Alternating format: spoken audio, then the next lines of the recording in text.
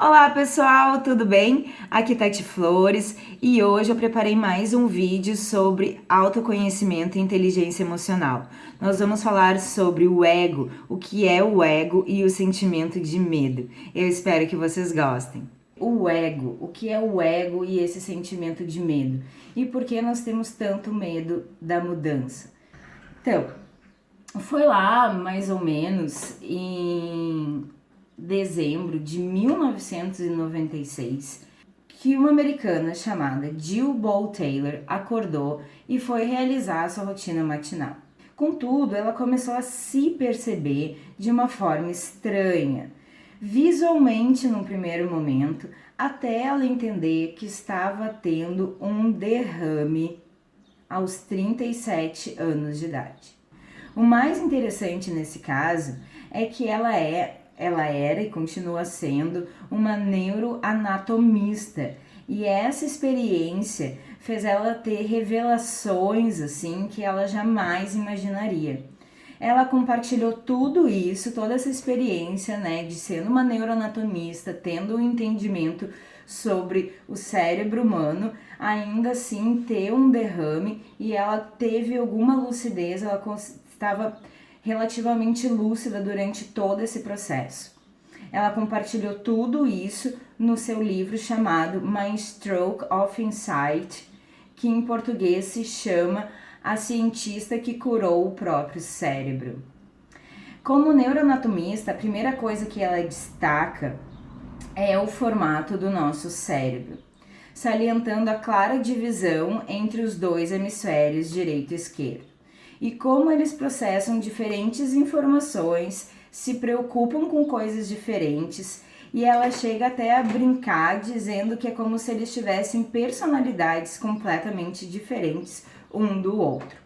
O lado direito se ocupa com o momento presente, em absorver as energias e informações do ambiente através dos sentidos, nossos 5 sentidos.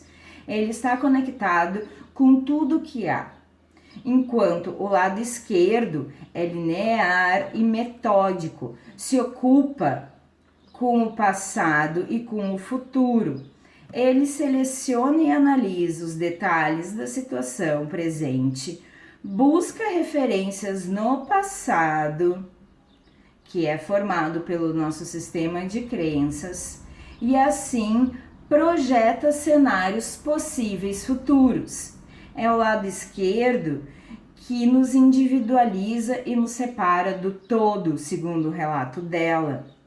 É o que muitos chamam de ego. A doutora Taylor teve um derrame do lado esquerdo do cérebro e por isso ela faz essas distinções. Então, pessoal, respondendo a pergunta sobre o que é o ego é o que nos individualiza, né? Dentro desse conceito que nós somos energia, que nós não somos só esse corpo físico, né? De que a nossa consciência é extrafísica. Então, dentro desses conceitos, nós fazemos parte de um todo e é o ego que nos individualiza para nós termos essa experiência terrestre. Então, é um erro também ficar dizendo que tudo que é material é do ego e tudo que é emocional, que é de afeto, que é de atenção, que é de amor, isso é algo muito espiritual. Não, não é. A gente acabou de ver que o ego é que tem essas necessidades, né? O ego é que vai personificar essa pessoa e trazer as necessidades junto com ela, e dentre elas são as nossas necessidades emocionais também. Então tudo é do ego, e o ego é o que nos individualiza, e a gente vai ver também aqui que é o que nos mantém vivos e funcionando neste mundo. Quando a doutora Taylor estava tendo o derrame, ela perdeu a função do hemisfério esquerdo, que é o que nos individualiza, que é onde estaria o ego, mas ele não está em lugar, né? Mas é onde estaria o ego, como analogia, e ela percebeu que começou a ver as coisas e a si mesma de uma forma completamente diferente, como se tudo fossem pixels ou moléculas, e viu que o seu corpo não tinha mais começo nem fim e se misturava com os outros átomos e moléculas do que estava ao seu redor, a parede, os móveis, a água e tudo que estava ao seu redor. Ela diz que só sentia a energia das coisas e que se sentiu totalmente expandida, em paz, uma com o todo, uma euforia como se fosse o próprio Nirvana.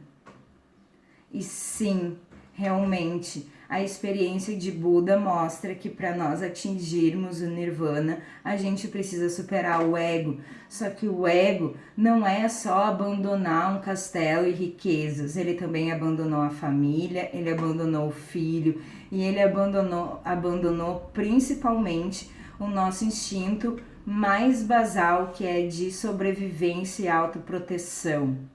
Isso é muito interessante.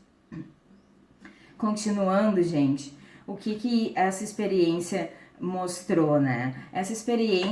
Com essa experiência ficou claro o conceito de que nós não somos só matéria, de que nós somos também energia.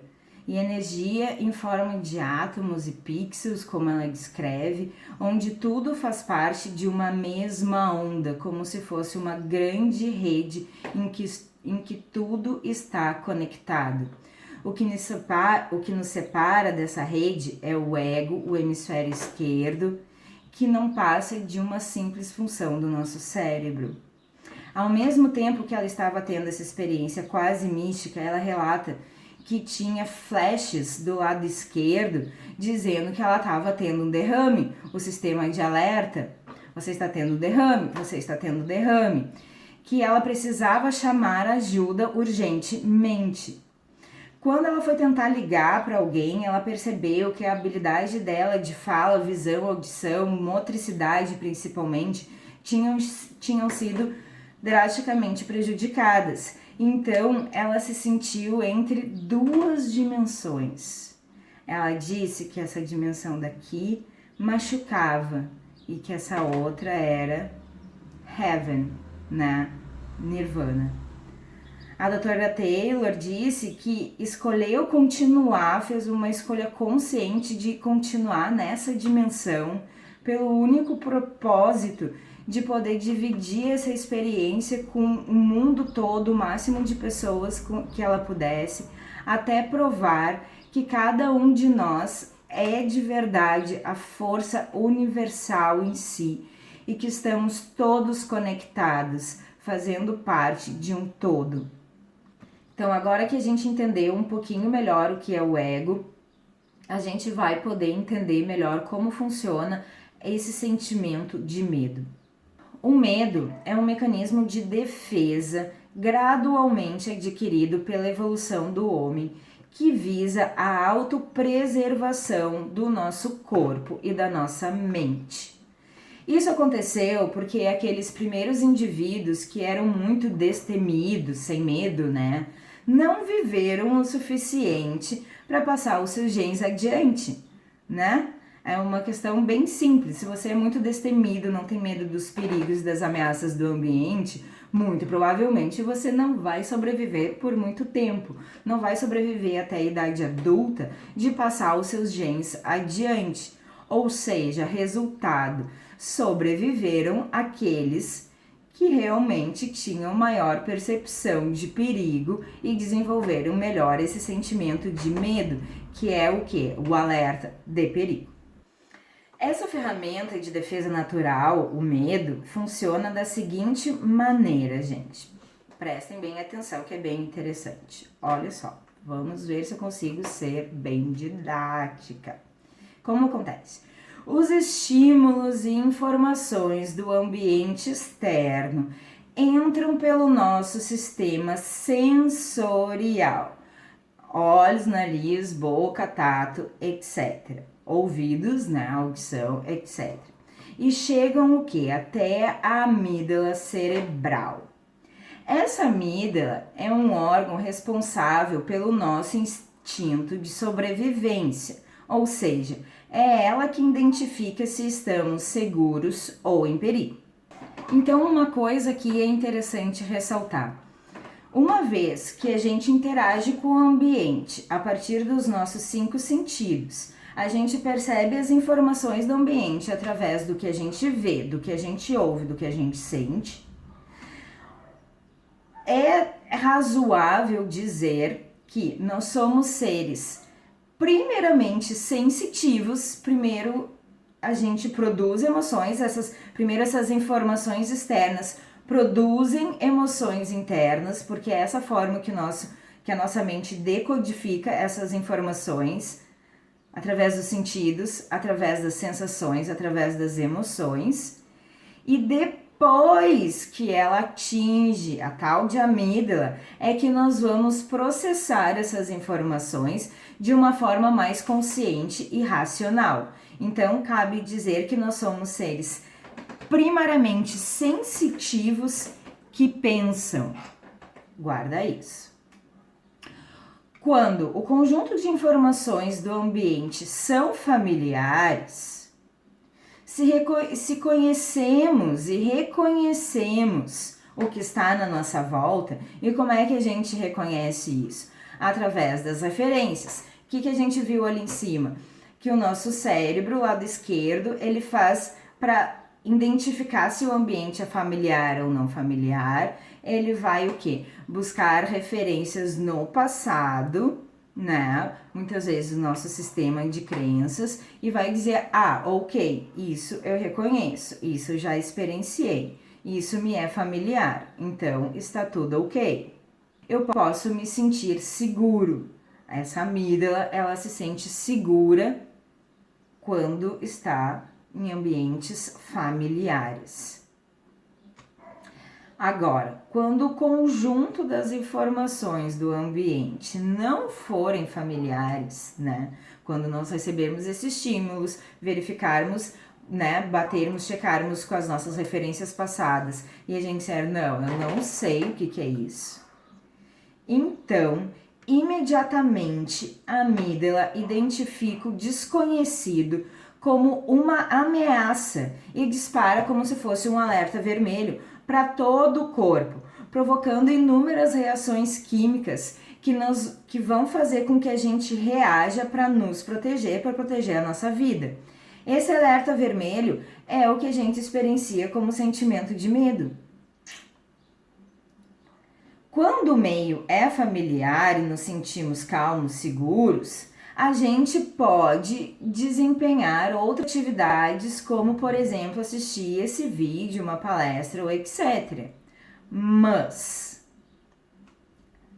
se você que está aí assistindo a esse vídeo, de repente, começa a sentir um cheiro forte de fumaça, um cheiro de queimado, adivinha o que vai acontecer? Você imediatamente vai desviar a sua atenção da palestra, a palestra não vai mais ter nenhuma importância e você vai querer identificar, descobrir da onde está vindo esse cheiro. Porque suas referências passadas já te disseram que se há fumaça, há fogo. Se há fogo, há risco iminente da sua vida. Então é nisso que a sua atenção vai se voltar, a sua amígdala vai disparar um alerta vermelho e você vai querer saber da onde está vindo, né, essa fumaça, se está vindo de dentro, se está vindo de fora, para tomar as providências urgentes que precisam ser tomadas.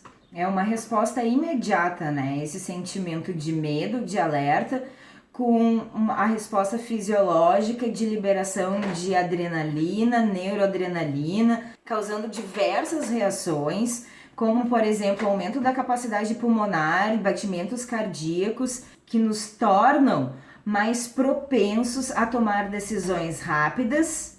E há também a irrigação sanguínea, tanto das mãos quanto das pernas, preparando o corpo para lutar ou correr ou fugir. Então é por isso que quando a gente tá com medo, tá estressado e muitas vezes vem sentimentos de irritação, a gente tem essa vontade de fazer alguma coisa com as mãos ou com os pés porque realmente essas áreas são irrigadas com maior volume sanguíneo para que a gente realmente tome as ações que nós precisamos tomar para nos proteger. E é por isso também, gente, que a maioria de nós tem um certo medo à mudança, porque mudança significa algo novo.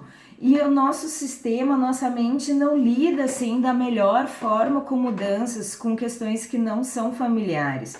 A gente se sente totalmente inseguro quando a gente se vê no meio, numa situação onde a gente não reconhece, não tem referência sobre isso, né? Porque o que vai acontecer? A nossa mente vai buscar essas referências passadas, ela não vai ter e vai ficar criando cenários possíveis no futuro, todos com esse medo, todos querendo a intenção de projetar cenários futuros, é para que a gente possa estar preparado para toda e qualquer adversidade que a nossa mente possa estar criando. E isso que é tão interessante, saber como é que esse mecanismo de medo funciona. Porque no momento que a gente entende que a gente percebe o ambiente, né, através dos nossos sentidos, que essas informações vão passar por um filtro de familiar, não familiar, que o não familiar é o que vai gerar medo e insegurança na gente, a gente consegue perceber que esses cenários futuros que a nossa mente projeta, na maioria das vezes eles são o quê? Exagerados, irreais, né? Com situações que provavelmente nunca vão acontecer.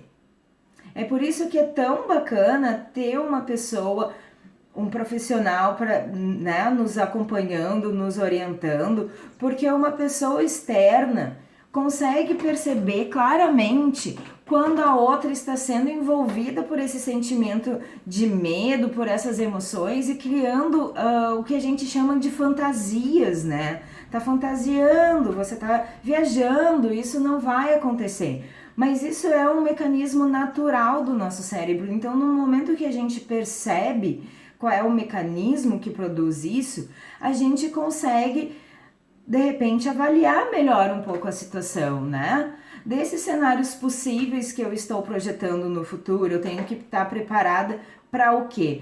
Quais dessas possibilidades são realmente reais? Quais delas podem acontecer? Porque muito facilmente o nosso cérebro realmente cria cenários hipotéticos realmente muito fora da realidade, no intuito de nos preparar de antemão a qualquer situação possível, né, que vá nos causar ou dor, ou sofrimento, ou perda de alguma coisa que nós consideramos importante. O nosso cérebro, o nosso sistema de proteção, o nosso ego, ele quer nos proteger. É bom lembrar, tanto fisicamente quanto no sistema emocional. Por exemplo, uma emoção dolorosa como a de rejeição, né? O nosso cérebro também procura nos proteger de situações e emoções muito fortes como decepção, rejeição, e é isso também que acaba nos travando, nos impedindo de conquistar os nossos objetivos. O medo do fracasso é muito comum, acontece com todo mundo, e se você não está muito atento a esse sentimento, você pode sim acabar sucumbindo a ele. Por isso o autoconhecimento é tão importante. Então, pessoal, hoje eu vou ficando por aqui. Muito obrigada a todos que acompanharam esse vídeo. Deixem seus comentários e dúvidas se tiverem, eu vou adorar responder. Me sigam no Instagram, @tati.flores. Eu vou continuar fazendo alguns vídeos sobre esse tema de autoconhecimento e eu espero ver vocês numa próxima oportunidade. Uma ótima semana a todos. Até a próxima!